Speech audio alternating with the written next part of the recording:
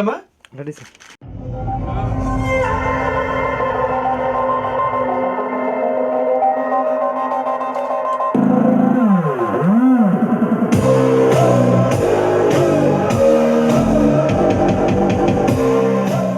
అందరికీ నమస్కారం.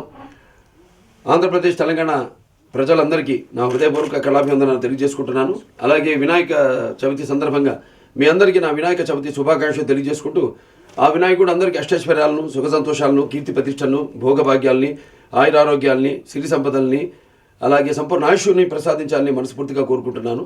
నేను నటించిన ఈ 99వ చిత్రం డిక్టేటర్ చిత్రం మొన్న పోస్టర్ రిలీజ్ చేయడం జరిగింది. చాలా మంచి అద్భుతమైన రెస్పాన్స్ వచ్చింది ప్రజల నుంచి, ప్రేక్షకుల నుంచి, అలాగే అభిమానుల నుంచి. అలాగే ఇప్పుడు రిలీజ్ చేస్తున్న ఈ మోషన్ పోస్టర్ అలాగే ఇప్పుడు విడుదల చేసిన ఈ మోషన్ పిక్చర్ పోస్టర్ కూడా అద్భుతమైన రెస్పాన్స్ వచ్చింది. సినిమా కూడా అంతే బాగా మీ నమ్మకాలకి, మీ ఏదైతే మీరు ఎలా ఉండాలి సినిమాను కోరుకుంటున్నారో దానికి ఏమాత్రం తగ్గకుండా చాలా అద్భుతంగా వస్తుంది సినిమా.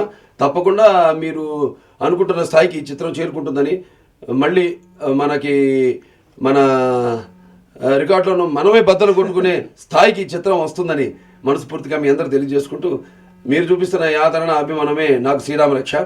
ఈ యొక్క ఆదర అభిమానాలు ఏవైతే మీరు చూపిస్తున్నారో ఇవి కాలకాలం మనతో ఇలాగే కొనసాగాలని ఆ విఘ్నేశ్వరుని కోరుకుంటూ, ఒక కళమ తల్లి బిడ్డగా, అలాగే ఒక నటరత్న నందమూరి తారక రామారావు గారి బిడ్డగా ఆయన స్థాయికి, ఆయన ఏదైతే మీరు ఊహించుకుంటున్నారో ఆ చిత్రాలన్నీ ఆ స్థాయికి వచ్చేలా తప్పకుండా నా వంతు కృషి నేను చేస్తానని ఈ సందర్భంగా మీ అందరు తెలియజేసుకుంటూ, మరొకసారి మీ అందరికీ నా వినాయక చవితి శుభాకాంక్షలు తెలియజేసుకుంటూ సెలవు తీసుకుంటున్నాను. సో అందరికీ నమస్కారం.